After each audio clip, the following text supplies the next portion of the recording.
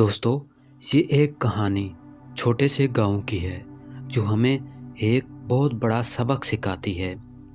ایک چھوٹے سے گاؤں میں علی نام کا ایک غریب مگر نیک دل لڑکا رہتا تھا۔ وہ روز جنگل سے لکڑیاں جمع کر کے بیچتا تھا۔ ایک دن جنگل میں اسے پرانا اور مٹی سے بھرا ہوا چراغ ملا۔ جب علی نے چراغ صاف کیا تو اس میں دھواں نکلا اور ایک جادوئی جن ظاہر ہوا۔ جن نے کہا وہ علی کی 3 خواہشیں پوری کرے گا۔ علی نے پہلی خواہش میں گاؤں والوں کی خوشی مانگی اور دوسری کسی کو بھوکا نہ سونے کی دعا کی۔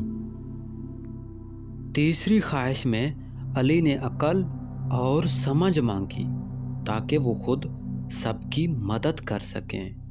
جن خوش ہوا اور کہا علی دل سے سب سے امیر ہے۔ پھر چراغ غائب ہو گیا